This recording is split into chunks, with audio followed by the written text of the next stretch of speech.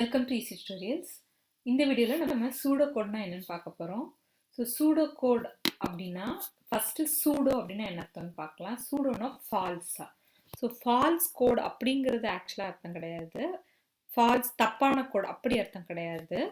So falls coding மாதிரி இருக்கும், code மாதிரியே இருக்கும் பார்க்குறதுக்கு, ஆனால் எக்ஸிக்யூட் பண்ணால் ரன் ஆகாது.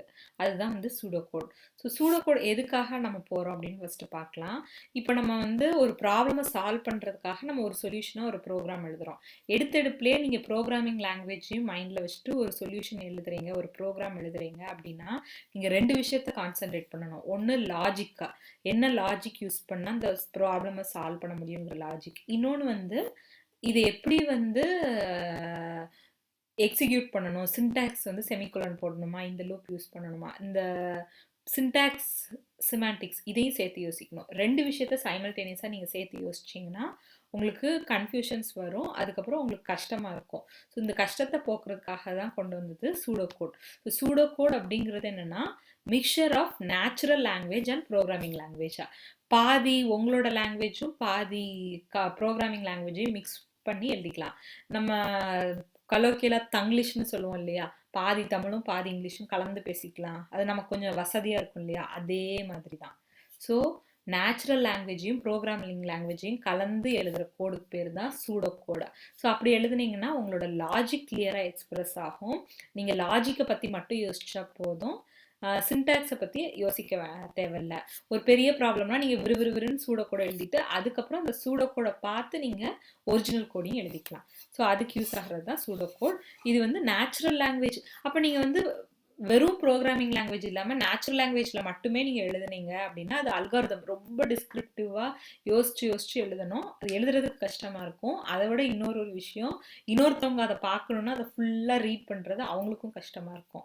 ஸோ இந்த சூடோகோட் நீங்கள் ஃபாலோ பண்ணிங்கன்னா நேச்சுரல் லாங்குவேஜை விட இது ரொம்ப ப்ரிசைஸாக இருக்கும், சின்னதாக இருக்கும், கிறிஸ்பாக இருக்கும்.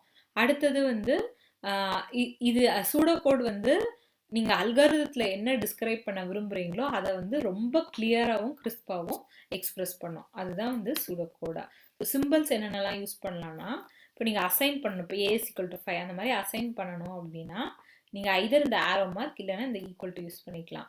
கண்டிஷன்ஸ் ஸ்டேட்மெண்ட்ஸ் யூஸ் பண்ணால் இஃப் எல்ஸ் லேடர் எப்படி ப்ரோக்ராமிங்கில் யூஸ் பண்ணுவீங்களோ அதே கீவேர்ட்ஸை நீங்கள் யூஸ் பண்ணிக்கலாம்.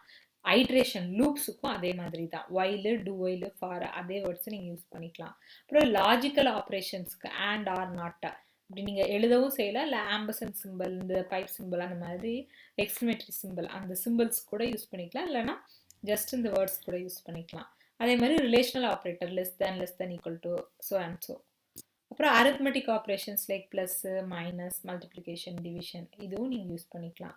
அது மட்டும் இல்லாமல் ஃபங்க்ஷன்ஸ் இன்பில்ட்டாக இருக்கும் இல்லையா, மாடு, ஸ்கொயர் ரூட்டு, சீலு, ஃப்ளோரு, இந்த மாதிரி ஃபங்க்ஷன்ஸும் நீங்கள் யூஸ் பண்ணிக்கலாம் உங்களோட சூடோகோடில். ஸோ சூடோகோடுக்கு ஒரு எக்ஸாம்பிள் பார்க்குறோம். ஸோ இது ஒரு டிப்பிக்கல் எக்ஸாம்பிள் தான், எக்ஸாக்டாக இப்படி தான் இருக்கணுங்கிற அவசியம்லாம் கிடையவே கிடையாது. சூடோகோடு உங்களோட லாஜிக்கை கிளியராக எக்ஸ்பிரஸ் பண்ணணும், அவ்வளோதான். மிக்சர் ஆஃப் உங்களோட ஓன் லாங்குவேஜும் ப்ரோக்ராமிங் லாங்குவேஜோட மிக்சராக நீங்கள் எழுதிக்கலாம். ஸோ அதுக்கு இப்படி தான் இருக்கணும் அப்படிங்கிற ஹார்ட் அண்ட் ஃபாஸ்ட் ரூல்ஸ் கிடையவே கிடையாது.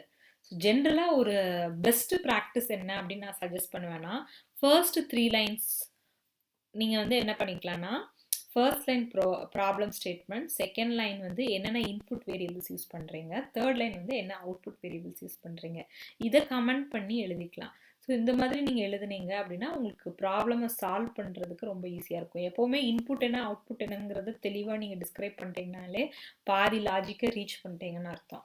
மிச்ச லாஜிக்கை கடகடன்னு ஈஸியாக பண்ணிடலாம். ஸோ ஃபர்ஸ்ட் லைன் இப்போ நம்ம எடுத்திருக்க example sum of n natural நம்பர்ஸா. இப்போ first problem statement find sum of n natural numbers, அதான் ப்ராப்ளம் ஸ்டேட்மெண்ட்.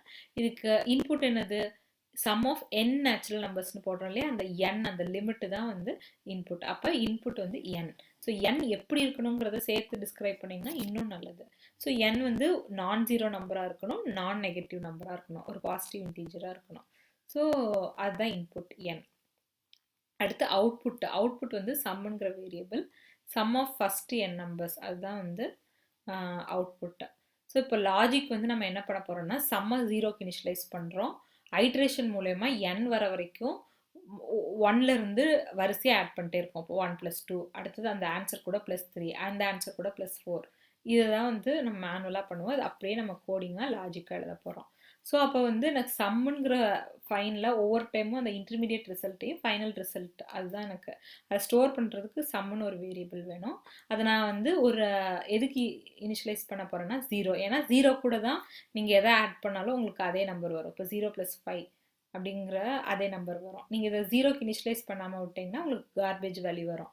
ஸோ அதனால சம்மை வந்து 0க்கு இனிஷியலைஸ் பண்ணுறேன். அப்போ இனிஷியலைஸ் பண்ணணும் அப்படின்னா அசைன் பண்ணணும் அப்படின்னா ஐதர் ஈக்குவல் டு இல்லைன்னா இந்த ஆரோ மார்க் யூஸ் பண்ணலாம். ஸோ நான் இந்த இடத்துல ஆரோ மார்க் யூஸ் பண்ணியிருக்கிறேன்.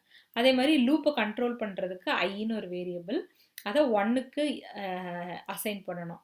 ஸோ இந்த இடத்துல வந்து நான் ஈக்குவல் டு யூஸ் பண்ணுறேன். ஆரோ மார்க்கும் நீங்கள் யூஸ் பண்ணலாம். சும்மா ஒரு எக்ஸாம்பிளுக்காக ஒரு இடத்துல இதுவும் ஒரு இடத்துல இதுவும் யூஸ் பண்ணியிருக்கேன். ரெண்டில் எது வேணாலும் எப்போ வேணால் யூஸ் பண்ணிக்கலாம்.